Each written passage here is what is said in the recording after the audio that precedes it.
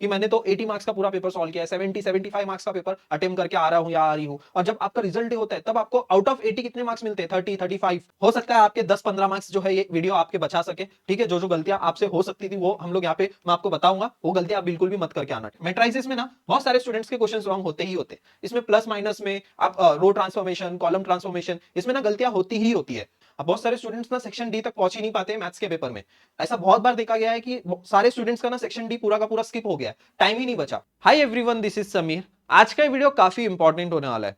बहुत सारे स्टूडेंट्स को अपनी गलतियां रियलाइज नहीं होती है, और 90 more than 90% of the students ना मैथ्स में ऐसे मिस्टेक्स करके आते ही आते। कितना भी मैं आपको इंस्ट्रक्शंस दे दूं फिर भी ऐसी सीली मिस्टेक्स होती ही होती है।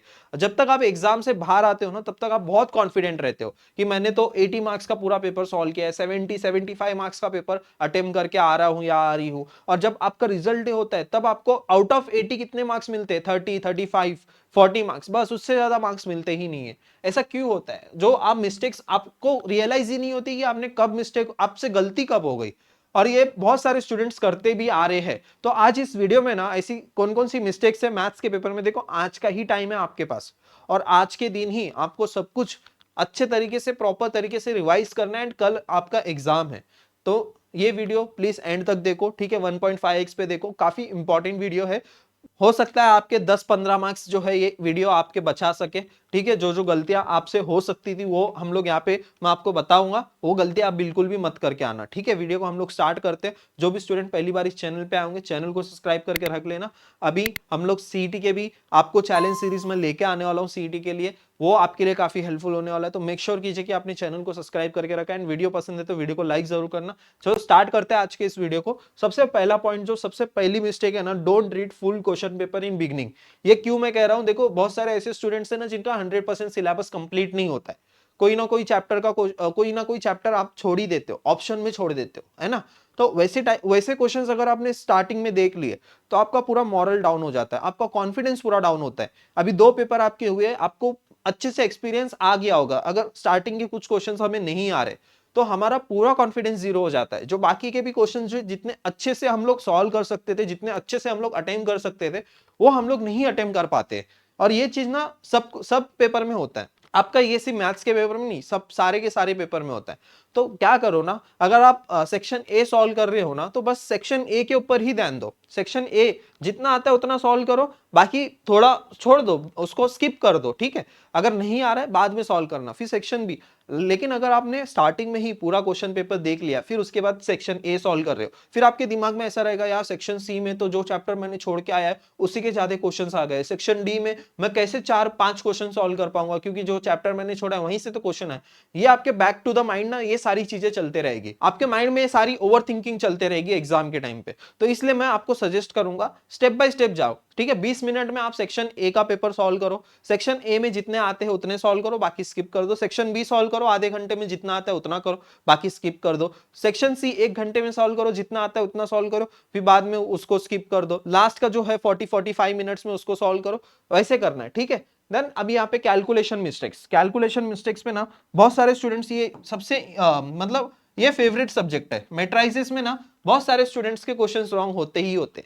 इसमें प्लस माइनस में आप रो ट्रांसफॉर्मेशन, कॉलम ट्रांसफॉर्मेशन, इसमें ना गलतियां होती ही होती है। बहुत अच्छे अच्छे जो टॉपर्स है ना उनसे भी मिस्टेक्स होती है। अभी ये चैप्टर ही ऐसे है। देन उसके बाद कैलकुलस जो डिफरेंशिएशन है, एप्लीकेशन ऑफ डेरिवेटिव्स है, इनडेफिनाइट इंटीग्रेशन है, उसमें भी गलतियां होती ही होती है। प्लस माइनस भी कर लिया ना, आपका 4 मार्क्स का क्वेश्चन चला जाएगा, 3 मार्क्स का क्वेश्चन चला जाएगा, ऐसे होगा।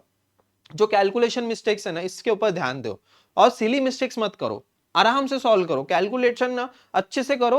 देखो एक ही बार आपको टाइम देना है। देखो बार बार क्या होगा ना, आपका आंसर राइट नहीं आ रहा है, फिर बाद में आपको रियलाइज होगा, फिर से उसको स्टेप बाय स्टेप आपको सॉल्व करना होगा, फिर से उसमें आपका टाइम वेस्ट हो जाएगा। तो आराम से एक ही बार सॉल्व करो, अच्छे से कैलकुलेट करो। अगर मल्टीप्लीकेशन भी कर रहे हो ना, कुछ भी अगर ऐसा आपने 16 into 8 अगर आपने मल्टीप्लीकेशन भी किया है, या फिर कुछ भी अगर आप 2 बार करो, ठीक है। एक बार रीचेक करो, वहां से पेंसिल से लो लास्ट पेज पे, 2 बार उसको करो, एंड फिर उसके बाद आंसर लिखो। इसमें ज्यादा आप ऐसा लगेगा कि टाइम वेस्ट हो जाएगा, भैया नहीं होगा, बट आपके कैलकुलेशन सही होंगे, ओके।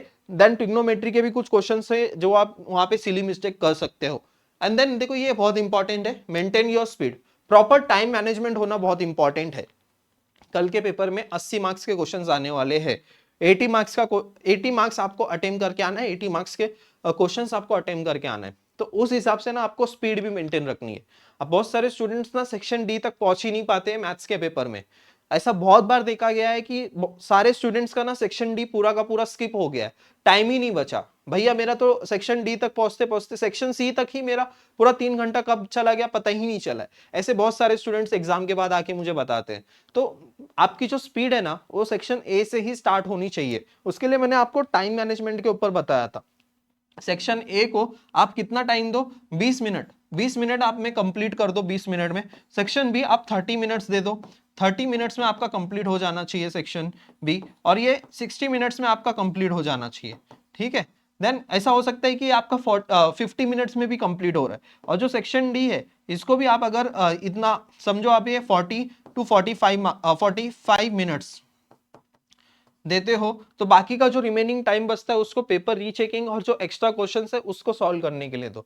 स्पीड बहुत इंपॉर्टेंट है। ओके, जैसे मैंने बताया मेंटेन योर स्पीड, स्टार्टिंग से ही स्पीड को मेंटेन करना। ओके, ठीक है। देन उसके बाद नेक्स्ट जो मिस्टेक है, don't solve any new questions now. अभी देखो जो कम टाइम रह गया है ना, अब नए क्वेश्चंस को मत सॉल्व करो। अभी आप रिवीजन कर रहे हो तो रिवीजन करो, ठीक है, पीवाईक्यूज वगैरह प्रैक्टिस करो। अगर ऐसा है कोई चैप्टर आपको अभी पहली बार पढ़ रहे हो या फिर पहली बार ऐसे टाइप के क्वेश्चन सॉल्व कर रहे हो, वैसे टाइप के क्वेश्चंस अभी मत सॉल्व करो, ठीक है। बहुत सारे अभी आपको, अगर आपने वो चैप्टर पहले पढ़ा ही नहीं है और आज आप पढ़ने वाले हो तो ऐसा कोई चैप्टर को पढ़ना नहीं, ठीक है। जो इजी क्वेश्चन है वो सॉल्व कर लो, जो पीवाईक्यूज है वो सॉल्व कर लो। यहाँ पे ना जितना आपने पढ़ रखा है वही रिवाइज करो, वही इंपॉर्टेंट है। क्योंकि आप अगर नया चैप्टर पढ़ने जाओगे ना और जितना आपने पढ़ रखा है वो भी भूल जाओगे और नए चैप्टर के क्वेश्चंस भी नहीं सॉल्व कर पाओगे। तो जितना हो सकता है रिवीजन के ऊपर फोकस करो, फोकस ऑन रिवीजन। जितना रिवाइज करके जाओगे, जितने बार आपका सिलेबस रिवाइज होगा, वही आपके लिए सबसे बेटर होने वाला है। उसी में आपके अच्छे मार्क्स आ सकते हैं, आप उसी में अच्छे से स्कोर कर सकते हो।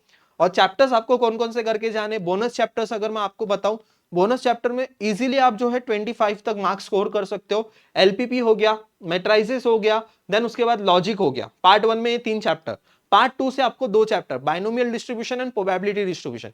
ये 5 चैप्टर जो है ना बोनस चैप्टर आपके, और स्कोरिंग चैप्टर्स है। बहुत इजी क्वेश्चंस आते हैं और इसमें कोई थ्योरम भी नहीं है, तो इजीली आप पढ़ सकते हो अच्छे से करके जो ये 5 के 5 चैप्टर्स। और बाकी अगर आपको कोई चैप्टर स्किप करना है, आपके अकॉर्डिंग देखो कि आप कौन से चैप्टर्स को स्किप कर सकते हो। आपने अगर वेक्टर लाइन एंड प्लेन किया है तो पार्ट 2 का कोई भी एक चैप्टर आप स्किप कर दो। जैसे आप डिफरेंशियल इक्वेशन भी स्किप कर रहे हो ना, तो डिफरेंशियल इक्वेशन में ना एक क्वेश्चन कंफर्म आता ही आता है, जो लास्ट वाली एक्सरसाइज है वर्ड प्रॉब्लम वाली, वहां से एक क्वेश्चन आता है। तो बस वो 12 क्वेश्चन, 12-15 एक्सरसाइज के जितने और सॉल्व एग्जाम्पल के जो एक बार गो थ्रू कर लो, वो इजी ही है, ज्यादा डिफिकल्ट भी नहीं है। अगर आपने इंटीग्रेशन डिफरेंशिएशन आपको आता है तो वही उसी का एप्लीकेशन ही है वो, तो वैसे आप वहां के भी क्वेश्चंस को टैकल कर सकते हो। देखो बहुत इजीली जो है ना आप 60 मार्क्स तक स्कोर कर सकते हो अगर आपने स्मार्टली पेपर अटेम्प्ट किया तो।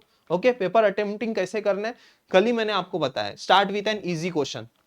देखो अभी आज जो है ना सारे फॉर्मूलेस को मेमोराइज कर लो, ठीक है। जैसे अभी मतलब एग्जाम के दिन सुबह जब उठोगे ना, तो ऐसे नहीं है कि मेरे तो 4 चैप्टर रह गए, चलो पहले मैं इसको 4 चैप्टर को कवर करता हूँ फिर बाद में सारे फॉर्मूलेस एक साथ रिवाइज करूंगा। ऐसे मत करना। पार्ट 2 का अगर आप डेरिवेटिव्स या इंटीग्रेशन ये सारे चैप्टर्स करके जा रहे हो, इनके जो है ना पहले से ही क्वेश्चंस, पहले से ही ना वो सारे फॉर्मूलेस एक बार लिख के ले लो, ठीक है। सारे जितने हो सकते हैं सुबह उठ के सबसे पहले ये काम कर लो।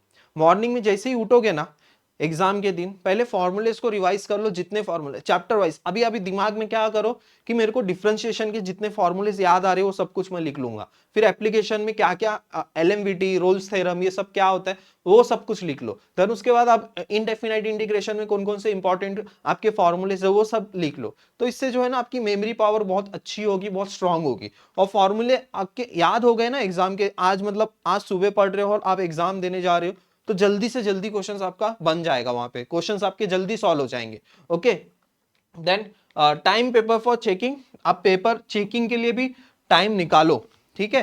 पेपर आपको चेक करके आना है। इसमें ना बहुत सारे स्टूडेंट्स लास्ट में आंसर कुछ अलग आ रहा है एंड आपको लग रहा है कि ये आंसर मैंने सॉल्व किया जो है वो करेक्ट है, तो ऐसा नहीं है बिल्कुल भी। आपकी बहुत सारे स्टूडेंट्स ऐसे भी है जो 70-75 मार्क्स, 80 मार्क्स का भी अटेम्प्ट करके आए, उनको एग्जाम में मार्क्स मिले हैं 30-35 मार्क्स मिले। ऐसे भी स्टूडेंट्स हैं और ऐसे भी केसेस है। बाद में पता चला है कि उनके आंसर जो है वो सारे के सारे रॉन्ग थे।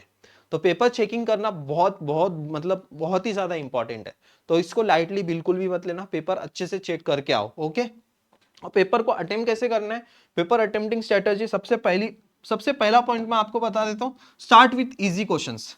इजी क्वेश्चन जो है ना उससे स्टार्ट करो, इससे क्या होगा ना आपका कॉन्फिडेंस बूस्ट हो जाएगा। इजी क्वेश्चन से आप स्टार्ट करो, जितना हो सकता है इजी क्वेश्चन जो जो आते हैं आपके पार्ट 1 पार्ट 2 के, वो सारे इजी क्वेश्चंस को स्टार्ट करो। सेकंड जो है ना पेपर अटेम्प्टिंग में ये ध्यान दो कि आपको ना सेक्शन ए बस 20 मिनट में आपको उड़ा देना है, सेक्शन बी आपको 30 मिनट्स में उड़ा देना है, सेक्शन सी 1 घंटे के अंदर उड़ा देना है, और सेक्शन डी 40 to 45 मिनट्स में उड़ा देना है। फिर उसके बाद आपके पास ना थोड़ा ही टाइम रह जाएगा, ज्यादा टाइम नहीं रहेगा आपके पास, थोड़ा ही टाइम रहेगा। उस जो थोड़े टाइम में आप एक्स्ट्रा क्वेश्चंस को अटेम्प्ट करके आओ, ठीक है, एक्स्ट्रा क्वेश्चंस आपको सॉल्व करना है, ऐसा नहीं। और सेक्शन सी और सेक्शन डी में एक्स्ट्रा क्वेश्चंस अटेम्प्ट करके आओ, extra questions in section C and section D, 3 marks और 4 मार्क्स का एक एक क्वेश्चन तो अटेम्प्ट करके आना ही आना है आपको।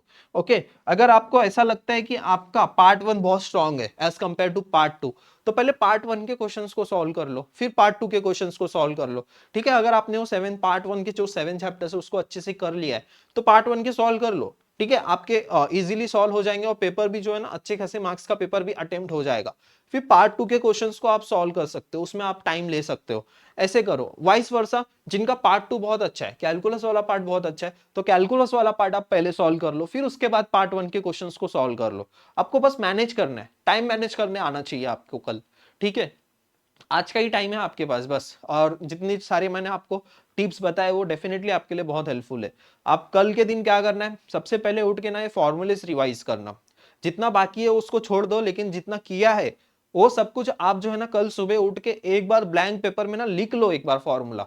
ऐसा नहीं है कि यार जब मैं क्वेश्चन देखूंगा मेरे को फॉर्मूला याद आ जाएगा, आप लिख के रखो, ठीक है। Derivative of sine is equals to cos, derivative of cos is equals to minus sine, ऐसा लिखो आप, ठीक है। रफ में आपको ज्यादा टाइम नहीं लगेगा, 10 मिनट में आप, 10 मिनट भी बहुत ज्यादा हो गया, 5 मिनट में आपके डेरिवेटिव्स के सारे फॉर्मूलेज हो जाएंगे, 10-15 मिनट में आपके इंटीग्रेशन के फॉर्मूलेज हो जाएंगे। उसके बाद और क्या ही एप्लीकेशन में तो यही दोनों के क्वेश्चंस ही आपको दोनों के फॉर्मूलेज यूज करके डिफरेंशियल इक्वेशन को सॉल्व करना है, और ज्यादा कुछ है ही नहीं। पार्ट 1 में आप ट्रिग्नोमेट्री के फॉर्मूलेस को प्रैक्टिस करके जाओ, पेयर ऑफ स्ट्रेट लाइन के क्वेश्चंस को प्रैक्टिस करके जाओ, बहुत अच्छे से आप पेपर अटेम्प्ट कर सकते हो। और कल के पेपर के टाइम ना टाइम मैनेज बहुत अच्छे से करना, यही मैं आपको कहूंगा। और ये जो मिस्टेक्स मैंने आपको बताए है ना, वो मिस्टेक्स अवॉइड करना जितना हो सकता है। ओके, सब आपको मैंने इंपॉर्टेंट चैप्टर्स की लिस्ट कल की वीडियो में ही बताई है, ये 10 चैप्टर्स तो आपको किसी भी हालत में करके जाना ही जाना है, इसमें कोई भी चैप्टर आप स्किप करने का बिल्कुल भी मत सोचना। ओके, ये बोनस चैप्टर मैंने आपको बता दिए, बोनस चैप्टर है। ओके, आई होप सारे पॉइंट्स मैंने क्लियर कर दिए हैं। मेक श्योर करना कि ऐसी कोई गलती ना हो आपसे, और अगर आपका केमिस्ट्री और फिजिक्स का पेपर उतना अच्छा नहीं गया, ट्राई करो मैक्सिमम स्कोर करने का मैथ्स का पेपर, इसमें आपका ग्रुप क्लियर हो सके, एंड आप जो है एलिजिबल रह सको एडमिशन के लिए, कैप राउंड के लिए। इसके बाद मैथ्स के पेपर के बाद हम लोग सीईटी के वीडियोस लेके आने वाला हूँ, टॉपर्स के इंटरव्यूज आने वाले, बहुत सारी चीजें आने वाली। मेक श्योर कीजिए कि आपने चैनल को सब्सक्राइब करके रखा है, वीडियो को लाइक किया है, अपने दोस्तों के साथ भी इस वीडियो को शेयर करो, ताकि उनसे भी जो है कुछ भी सिली मिस्टेक ना हो, एंड पेपर उनका भी अच्छा जाए, ठीक है। आप सभी स्टूडेंट्स का पेपर काफी अच्छा आ जाएगा, बस आपके अंदर थोड़ा सा सेल्फ कॉन्फिडेंस लेके आओ, एक थोड़ा सा ना सेल्फ बिलीफ लेके आओ कि यस मैं कर सकता हूँ या कर सकती हूँ, डेफिनेटली आपका पेपर अच्छा ही जाएगा, ठीक है। एक पॉजिटिव माइंडसेट रख के जाना, ऐसे पहले ही सोच के जाओगे ना कि पेपर डिफिकल्ट आने वाले, डिफिकल्ट आने वाले, इजी पेपर भी आपको डिफिकल्ट लगने लगेगा। आप पहला पॉजिटिव माइंडसेट रखो, मेरे को जितना आता है मैं 100% श्योर हूं कि मैं वो सारे क्वेश्चंस उस चैप्टर के सारे क्वेश्चंस में टैकल करके आ जाऊंगा या आ जाऊंगी। ऐसा एक माइंडसेट रख के जाना, पेपर आपका इजी ही रहेगा। Okay, thank you so much, all the very best, बहुत अच्छे से पेपर लिख के आना। सीईटी के वीडियोस में मिलते हैं, आप सभी स्टूडेंट्स को सीईटी के लिए भी मैं गाइड करूंगा, एंड यस चैलेंज सीरीज भी लॉन्च करेंगे बहुत जल्द। चलो, thank you so much, all the very best.